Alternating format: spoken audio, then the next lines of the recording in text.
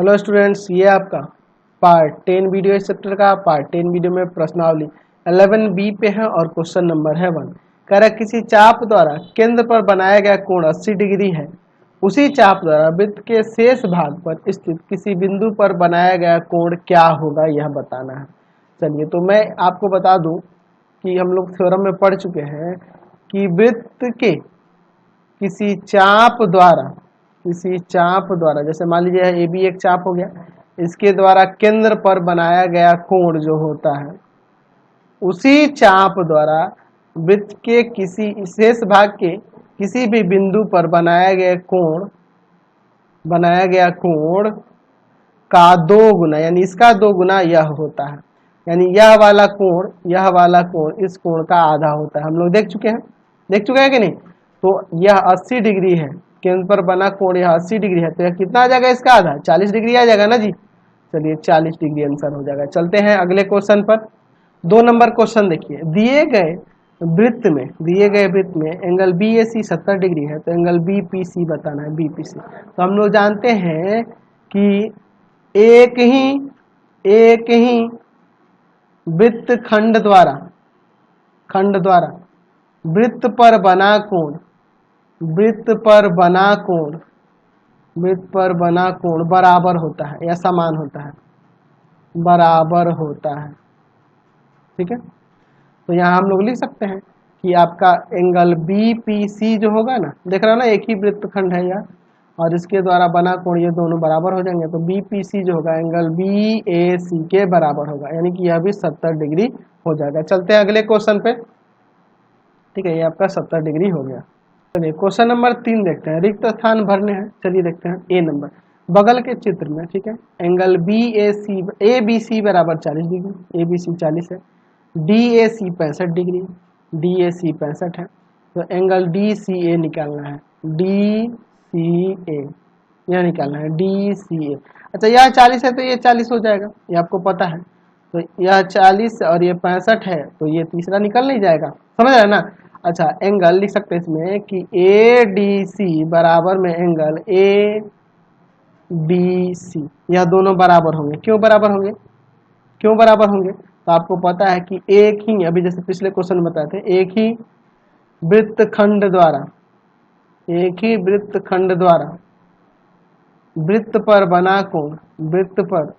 बना कोण बराबर होता है या समान होता है, बराबर होता है, ठीक है। चलिए, तो ये 40 हो गया।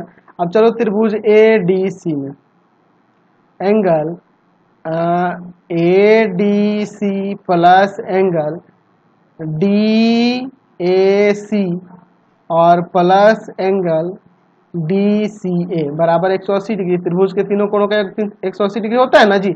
ए डी सी, तो ए डी सी हम लोग अभी देखे हैं 40 डिग्री। अच्छा, डी ए सी 65 दिया है और यह आपका निकालना है डी सी है। चलिए, तो इन दोनों को जोड़ दो, तो जोड़ोगे तो 105 उधर ले जाकर घटा दो, तो एंगल डी सी ए जो आएगा 180 में से 105 घटा दोगे 75 डिग्री हो जाएगा। चलिए इसका बी नंबर, एकांतर खंड में किसी वृत्त के खाली स्थान चाप द्वारा अंतरित कोण न्यून कोण होता है। तो लघु चाप द्वारा छोटे चाप द्वारा बना हुआ न्यून कोण होता है। एकांतर खंड के किसी वृत्त के खाली स्थान चाप द्वारा अंतरित कोण अधिक कोण होता है। तो ये आपके दीर्घ चाप के द्वारा होगा, ये हम लोग प्रमेय में साबित कर चुके हैं, दीर्घ चाप के द्वारा होगा। अपने एकांतर खंड में वृत्त के किसी बिंदु पर खाली स्थान अंतरित करने वाला वृत्त का चाप अर्धवृत्त होता है। अच्छा, अर्धवृत्त कब होता है, ठीक है।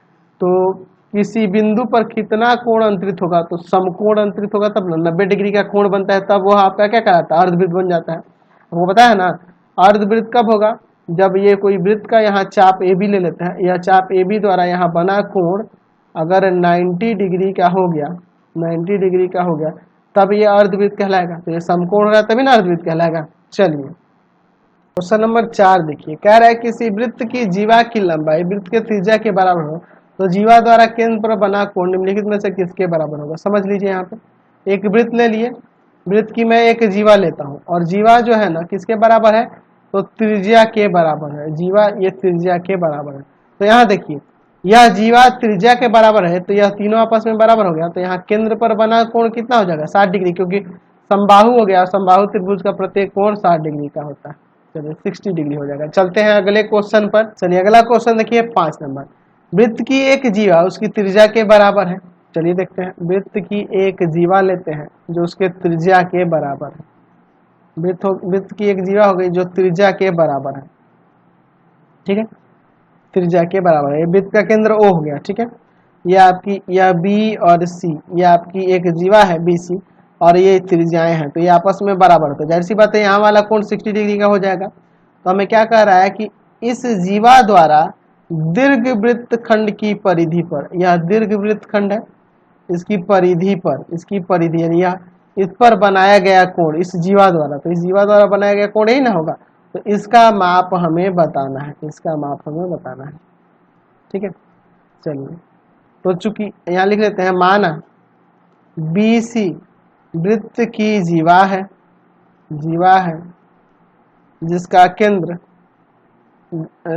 केंद्र यानी किसका, वृत्त का केंद्र, जिसका केंद्र O है। चलिए यानी कि यहाँ पे आप लिख सकते हैं कि BC बराबर OB बराबर OC, यह तीनों बराबर, यानी कि यहाँ पे लिख सकते हैं कि त्रिभुज OBC एक समबाहु त्रिभुज है, और जब समबाहु त्रिभुज है तो इसका प्रत्येक कोण 60 होता है, तो एंगल BOC क्या हो जाएगा, 60 डिग्री हो जाएगा। अच्छा, एंगल BAC की बात करें तो वह आधा होगा BOC का, है ना। यहाँ लिख सकते हैं कि एक ही चाप द्वारा वृत्त की परिधि पर बना कोण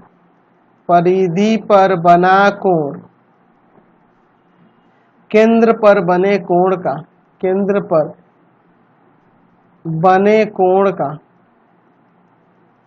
आधा होता है। चलिए तो एंगल BAC की बात करें तो आधा हो जाएगा BOC का, यानी 60 डिग्री का आधा 30 डिग्री हो जाएगा, समझ गए ना, 30 डिग्री इसका आंसर आ जाएगा। चलते हैं अगले क्वेश्चन पे। अब चलिए अगला क्वेश्चन देखिए 6 नंबर। किसी वृत्त का व्यास AB है, तो चलो मैं एक वृत्त बना लेता हूँ और AB इसका व्यास ले लेते हैं, जो केंद्र से होकर जाएगा। ऐसी ये जीवा होती है, आपको पता है, यहाँ केंद्र भी दिखा देते हैं। तो परिधि पर एक अन्य बिंदु है P, यहाँ पे P है, तो हमें क्या दिया, अब इसको मिला लो पहले, उसके बाद देखते हैं क्या कह रहा है। इसको मिला दिए। अब देखिए आपके क्वेश्चन में क्या कह रहा है कि एंगल PBA यह दिया है आपका 40 डिग्री, तो एंगल PAB यह आपको निकालना है। तो ये तो पता है ना आपका 90 होता है, आपको पता है कि अर्धवृत्त द्वारा बना कोण समकोण होता है 90 डिग्री का होता है। तो यहाँ से आपको पता है कि एंगल APB 90 हो जाएगा, यह 90 है और एक कोण दिया ही है, तो तीसरा कोण नहीं निकल जाएगा। तो त्रिभुज APB में, ठीक है, angle PAB plus angle APB और प्लस एंगल PBA तीनों मिला के 180 डिग्री। चाहो तो यहाँ लिख दो कि त्रिभुज के तीनों कोणों का योग 180 डिग्री होता है, 180 डिग्री होता है, ठीक है। ऐसे हम लोग लिख सकते हैं। तो ये तो हमारे पास निकालना है PAB, यह APB 90 है और यह PAB दिया है 40 बराबर में 180, तो ये जोड़ेंगे तो 130 आ जाएगा। तो एंगल PAB बराबर में आ जाएगा 180 में से घटा देंगे 130, तो एंगल PAB बराबर में 50 डिग्री हो जाएगा, सिर्फ 50 डिग्री हो जाएगा, ठीक है। चलते हैं अगले क्वेश्चन पे। क्वेश्चन नंबर 7 देखिए। 7 में क्या करना है, ये नंबर देखिए, यदि किसी चक्रीय समांतर चतुर्भुज का प्रत्येक कोण कितने समकोण के बराबर होता है, यह हमें बताना है। चलिए एक्चुअल में यहाँ पे चक्रीय समांतर चतुर्भुज कर दिया, तो समांतर चतुर्भुज के सम्मुख कोण बराबर होते हैं, समांतर चतुर्भुज के सम्मुख कोण बराबर होते हैं। अगर मैं यहाँ समझो यह आपका वृत्त हो गया और मैं इसके अंदर एक समांतर चतुर्भुज ले लेता हूँ। अब कहोगे कि सर ये आयत है, आयत भी तो एक समांतर चतुर्भुज होता है ना जी, ए बी सी डी। तो आपको पता है कि चक्रीय चतुर्भुज के सम्मुख कोण बराबर होते हैं, तो एंगल ए एंगल सी के बराबर होगा। सम्मुख कोणों का योग 180 डिग्री होता है और ये आपका एंगल ए एंगल सी के बराबर होगा क्योंकि समांतर चतुर्भुज कह रहा है। क्या है? तो दो चीज देख रहे हैं, एक तो समांतर चतुर्भुज कह रहा है तो यहाँ पे ये आपका सम्मुख कोण बराबर हो जाएगा, और चक्रीय कह रहा है तो सम्मुख कोणों का योग 180 होता है, तो angle A plus angle C 180 हो जाएगा। तो यहाँ पर एंगल ए एंगल सी को हटा के एंगल ए ही रख दो, 2 एंगल ए हो जाएगा, 2 एंगल ए बराबर में 180। तो एंगल ए बराबर में 180 बटा में 2 कट गया, आपका 90 आ जाएगा, यानी प्रत्येक 90 90 90 आएगा। तो समकोण होता है, समकोण होता है, ठीक है, एक समकोण होता है। चलिए बी नंबर, किसी चक्रीय चतुर्भुज के आमने सामने के कोणों का योग कितने समकोण के बराबर होता है? तो 180 होता है, यानी दो समकोण, दो समकोण के बराबर होता है, दो समकोण के बराबर होता है। समकोण लिख देना इसे, समकोण। चलिए, यदि किसी चतुर्भुज ए बी सी डी में angle A 110 degree, angle C आपका 70 डिग्री, तो वो कैसा चतुर्भुज होगा? तो दोनों को जोड़ेंगे तो 180 आ जाएगा, यानी ये आपके देखिए ये सम्मुख कोण है और सम्मुख कोणों का योग अगर 180 आ जा रहा है तो कैसा चतुर्भुज होता है? चक्रीय ना, चक्रीय चतुर्भुज होगा। डी नंबर, कि चक्रीय चतुर्भुज का एक कोण 70 डिग्री है तो उसके सम्मुख कोण का मान, तो 180 में से 70 को घटा दो, 110 डिग्री आ जाएगा। चलिए, यदि किसी चतुर्भुज के दो सम्मुख कोणों का योग, सम्मुख कोणों की माप 72 और 108 है, यदि किसी चतुर्भुज के दो सम्मुख कोणों की माप 72 और 108 है तो ये चतुर्भुज निम्न में से किस प्रकार का होगा? तो दोनों को जोड़ेंगे तो 180 आ रहा है, तो 180 आ रहा है तो कैसा होगा? चक्रीय चतुर्भुज न हो जाएगा, सम्मुख कोणों का योग 180 आ गया। तो क्वेश्चन नंबर 8 देखा जाए, बगल के चित्र में एंगल ए बराबर 50 degree, angle D C P, देखिए कहाँ पे है, डी सी पी 20 डिग्री है, तो एंगल बी डी सी और डी पी सी का वैल्यू निकालना है, ठीक है। बी डी सी, तो बी डी सी किधर है? बी डी सी, तो ये 50 है तो ये भी 50 हो जाएगा, और एंगल डी पी सी यह निकालना है। चलिए ये निकालते हैं यहाँ पर, चलिए समझिए यहाँ पे। तो एंगल ए दिया है तो एंगल ए एंगल डी के बराबर होगा ना जी, यानी कि एंगल बी डी, ये देख रहे हैं ना, बी डी सी के बराबर हो जाएगा, बी डी सी बराबर एंगल ए, ये 50 डिग्री हो। क्यों ऐसा हो रहा है, क्यों ऐसा हो रहा है? तो यहाँ लिख देंगे, यहाँ पे लिख सकते हैं कि एक ही वृत्तखंड द्वारा, वृत्तखंड द्वारा वृत्त के परिधि पर बना कोण बराबर होता है, वृत्त के परिधि पर बने कोण बराबर होते हैं, ठीक है, बने कोण बराबर होते हैं, बराबर होते हैं, समझ गए ना? चलिए समझ गए, तो ये आपका 50 हो गया। अब हमें ये निकालना है, तो यहाँ पे हम लोग लिख सकते हैं कि एंगल डी पी सी और प्लस में एंगल डी सी पी बराबर एंगल बी डी सी। अब कहोगे कि सर ये दोनों का योग इसके बराबर कैसे? तो ये बाह्य कोण से, बाह्य कोण से हो जाएगा, देख लो यह बाह्य कोण से हो जाएगा, देख लो यह बाह्य कोण अभिमुख दो अंतः कोणों के योग के बराबर हो जाएगा ना जी। चलिए, तो डीपीसी की बात करते हैं, इसको निकालना है। डीसीपी दिया हुआ है 20 डिग्री और बीडीसी अभी निकाले हैं 50 डिग्री, तो इसको ले जाकर उधर घटा देंगे तो एंगल डीपीसी बराबर में आ जाएगा 30 डिग्री। समझ गए ना? चलिए अगले क्वेश्चन पे चलते हैं। क्वेश्चन नंबर 9 देखिए, बगल के चित्र में वृत्त का केंद्र O है, वृत्त का केंद्र O है, एंगल बी ए सी बराबर में 30 डिग्री है, एंगल बी ए सी बराबर में 30 डिग्री है, तो नीचे दिए गए कोणों के मान हमें निकालने हैं। चलिए देखते हैं इसको। तो हमें निकालना है एंगल बीओसी जो केंद्र पर बना कोण है, तो इसका तो यह 2 गुना हो जाएगा, और फिर निकालना है एंगल सी डी ई, यानी ये वाला बाह्य कोण निकालना है। चलिए देखते हैं दोनों, ठीक है, बहुत ही सिंपल सा क्वेश्चन है, कुछ ज्यादा इसमें झमेला है नहीं। चलिए देख लेते हैं। यहाँ पे हम लोग देख रहे हैं कि यह बी ओ सी जो होगा ना 2 गुना हो जाएगा एंगल बी ए सी के। तो कैसे? तो वही लिखना है, एक ही चाप द्वारा चाप द्वारा वृत्त के केंद्र पर बना कोण सॉरी कुछ टेक्निकल प्रॉब्लम हो गई थी। वृत्त के केंद्र पर बना कोण परिधि पर के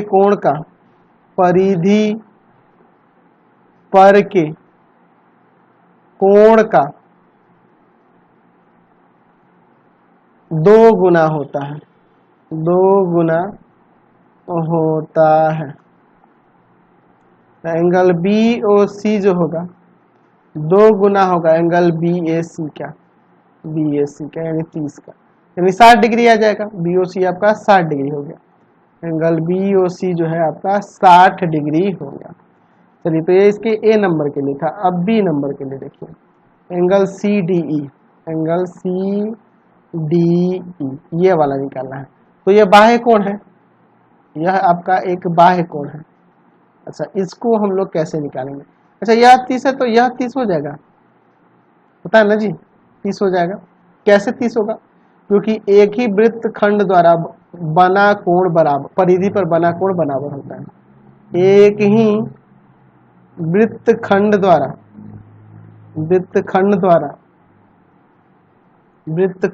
दो बार लिख दिए। वृत्त खंड द्वारा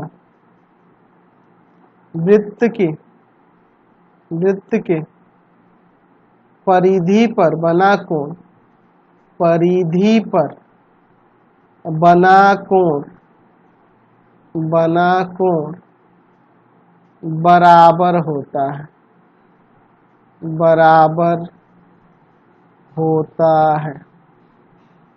बराबर होता है। यानी कि एंगल बी डी सी बराबर हो जाएगा एंगल ए के या एंगल बी ए सी के, एक ही बात है। चलिए, हो जाएगा ना, यानी कि यह भी 30 हो जाएगा। बी डी सी 30 हो गया, यह 30 हो गया। तो इन दोनों का योग 180 होगा ना रैखिक युग्म से। तो हमें निकालना है एंगल सी डी ई। तो यहाँ लिख सकते हैं angle C D E plus में एंगल बी डी सी बराबर में 180 डिग्री रैखिक युग्म से। ठीक है, चलिए, तो angle C D E plus ये अपन अभी 30 निकाले हो और इसको ले जाके उधर घटा दोगे तो 30 जाके 180 में से घटेगा तो 150। एंगल सी डी ई बराबर में 150 डिग्री आंसर हो जाएगा। चलते हैं अगले क्वेश्चन पे। चलिए, अगला क्वेश्चन देखते हैं 10 नंबर। चक्रीय समचतुर्भुज कौन सी आकृति है? समझिए, चक्रीय समचतुर्भुज की जब बात करेंगे ना, तो समचतुर्भुज की चारों भुजाएं बराबर होती हैं और वह अगर चक्रीय होगा तो प्रत्येक कोण 90 डिग्री का आ जाएगा। हमें पता है, मैंने पहले भी आपको बता रखा है कि अगर कोई चक्रीय यहाँ समचतुर्भुज कर रहा है ना, तो जाहिर सी बात है, समझो यहाँ बात को। मान लेते हैं कि यह ए बी सी डी चक्रीय समचतुर्भुज है। ठीक है, तो देखिए, समचतुर्भुज है तो प्रत्येक भुजाएं बराबर और यहाँ जो सम्मुख कोण है यह बराबर हो जाएगा क्योंकि समचतुर्भुज है। और चक्रीय है तो इन दोनों का योग 180 होगा। एंगल ए प्लस सी 180 होगा। तो जाहिर सी बात है, यह दोनों बराबर हैं तो 90-90 हो जाएंगे ना, क्योंकि ये समचतुर्भुज भी कह रहा है तो 90-90 और यह भी 90-90 आ जाएंगे। तो प्रत्येक कोण 90 डिग्री का, हर एक भुजा बराबर, तो ये आपका क्या हो जाएगा? वर्ग ना हो जाएगा।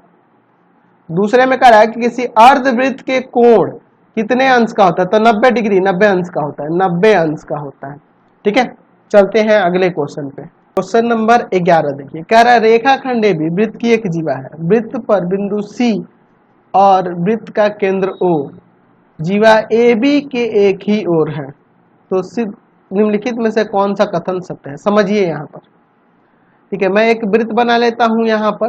ठीक है, क्या कर रहा है? एक जीवा AB है, एक जीवा AB है और वृत्त क्या कर रहा है कि एक बिंदु C और वृत्त का केंद्र O जीवा AB के एक ही ओर है। अच्छा, तो केंद्र यहाँ पर है तो आपका वह बिंदु C भी जो है ना इधर ही होगा, कहीं यहाँ कहीं भी दे सकते हैं। चलिए यहाँ पर, तो निम्नलिखित में से कौन सा कथन सत्य होगा? तो एंगल ACB की बात कर रहा है, एंगल ACB की बात हो रही है। इसकी बात हो रही है।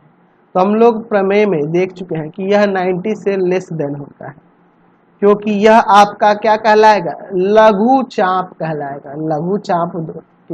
लघु चाप द्वारा यहाँ अंतरित कोण क्या होगा आपका, ठीक है, यह क्या होगा, लेस देन 90 होगा, है ना जी, न्यून कोण होता है, यानी कि 90 से छोटा होगा, ये आपको पता है। चलिए अगला क्वेश्चन देखिए 12 नंबर, कह रहा है दीर्घ वृत्त खंड में बना कोण कितने अंश का हो, किस प्रकार का कोण होता है ये बताना है। दीर्घ वृत्त खंड, चलिए देखते हैं, एक दीर्घ वृत्त खंड ले लेते हैं, ये आपका दीर्घ वृत्त खंड हो गया। इसमें बना कोण किस प्रकार का होगा, तो जाहिर सी बात है न्यून कोण होगा, न्यून कोण होगा जी, न्यून कोण है ना, 90 से छोटा ही ना होगा, न्यून कोण होगा। 3 नंबर, एबीसी एक समकोण त्रिभुज है जिसका कोण बी समकोण है, रेखा खंड एसी को व्यास मानकर वृत्त खींचा गया है। अच्छा, चलिए इसका फिगर मैं यहाँ पे बनाता हूँ, ठीक है। यहाँ पर हम लोग इसमें एक समकोण त्रिभुज बना लेते हैं, ठीक है, ये आपका समकोण त्रिभुज हो गया, ठीक है, आपका समकोण त्रिभुज हो गया, एसी व्यास है और बी इसका समकोण है, ठीक है। अच्छा, मानकर एक वृत्त खींचा गया जो रेखा AB को D पर काटती है, जो रेखा AB को D पर काटती है, जो रेखा AB को कहां पर काटती है, D पर, AB को D पर काटती है, तो इनमें में से कौन सा सही होगा, तो यहाँ D भी यही बिंदु होगा, देखो ये समकोण है, तो ये तो पहला चीज है कि वृत्त पर होगा यहाँ पर, क्योंकि व्यास जो होता है यहाँ पे 90 डिग्री ही बनाएगा, अर्धवृत्त समकोण बनाता है, और D पर काट रहा है, यानी कि यह भी वृत्त पर ही होगा, तो यानी कि AB AD के बराबर हो जाएगा, AB AD के बराबर हो जाएगा, दोनों एक ही बिंदु होंगे। चलिए अगला क्वेश्चन देखते हैं, एक चक्रीय चतुर्भुज ABCD में एंगल A बराबर 40 डिग्री, एंगल B बराबर 50 डिग्री, तो सम्मुख कोणों के मान बताइए। तो A 40 है, तो A प्लस C सम्मुख कोण ही ना होगा, बराबर में 180 हो जाएगा, बराबर में 180 डिग्री हो जाएगा। तो A के जगह 40 रख देंगे, एंगल C निकालना है, तो 180 ये जाके घट जाएगा, तो 140 हो जाएगा, ठीक है। अच्छा, और क्या होगा, तो angle B plus angle D 180 होगा, तो एंगल B आपका 50 है, तो D आपका कितना हो जाएगा, एंगल D, तो एंगल D ये उधर जाके घट जाएगा, आपका आ जाएगा एंगल D बराबर में 130 डिग्री, एंगल D जो हो जाएगा आपका 130 डिग्री हो जाएगा, ठीक है। तो क्या आ जाएगा आंसर इसका, 150, 140 और 130, ए नंबर, एक नंबर हो जाएगा इसका आंसर, ठीक है। चलिए अगला देखते हैं 15 नंबर, एक वृत्त के अंतर्गत एक समषट्भुज बनाया गया है, तो प्रत्येक भुजा केंद्र पर कितना कोण बनाएगी, समझिए यहाँ पे समषट्भुज मतलब समान भुजाओं वाले षट्भुज की बात हो रही है, समान भुजाओं वाले षट्भुज, यानी 6 भुजाएं होती है षट्भुज की, आपको पता है षट्भुज की 6 भुजाएं हैं, ठीक है। चलिए ये आपका इस तरह से हो जाएगा, ठीक है। चलिए ये आपका इस तरह से हो गया, सब में सटा देते हैं, सभी भुजाएं वृत्त से होकर जाएंगी, सभी शीर्ष इसके वृत्त से होकर जाएंगे। अब देखिए प्रत्येक क्या कर रहा है, प्रत्येक भुजा केंद्र पर कितना कोण बनाए, तो केंद्र आपका वो है, यहाँ पे 360 डिग्री का कोण बनता है, इसमें 6 भुजाएं हैं, तो 360 बटा में 6 कर देंगे, टोटल 6 भुजाएं है ना जी, तो 6 बराबर बराबर खंडों में बटेगा, 6 बराबर बराबर कोण होंगे, ठीक है, यानी कि 360 बटा 6 60 डिग्री हो जाएगा, 3 नंबर इसका आंसर हो जाएगा, समझ गए। तो इस वीडियो में इतना ही रहने देते हैं, ठीक है, नेक्स्ट वीडियो में हम लोग आगे इससे क्वेश्चन को देखेंगे। तो प्लीज आप चैनल को सब्सक्राइब करें, वीडियो को लाइक शेयर करें, और इससे रिलेटेड वीडियो देखने के लिए सीधे डिस्क्रिप्शन में जाएंगे, पूरे बुक का लिंक मिलेगा, कमेंट करके जरूर बताइएगा कि हमारे चैनल के वीडियो आपको कैसे लगते हैं। और आप मेरे तीनों चैनल, पहला चैनल है आपका path finder classes Chhapra, path finder classes Chhapra, path finder classes Chhapra, दूसरा है भारती भवन रविकांत सर, भारती भवन रविकांत सर, रविकांत सर, और तीसरा है रविकांत सर, तीनों चैनल को सब्सक्राइब करिएगा और इससे रिलेटेड वीडियो के लिए सीधे डिस्क्रिप्शन में जाएंगे, आपको सारे वीडियो के लिंक मिल जाएंगे। हेलो, और इससे संबंधित नोट्स के लिए आप सीधे www.ravikansir.in पे जाएंगे, ravikansir.in पे जाएंगे और वहाँ से सभी क्लासेस के नोट्स डाउनलोड कर सकते हैं।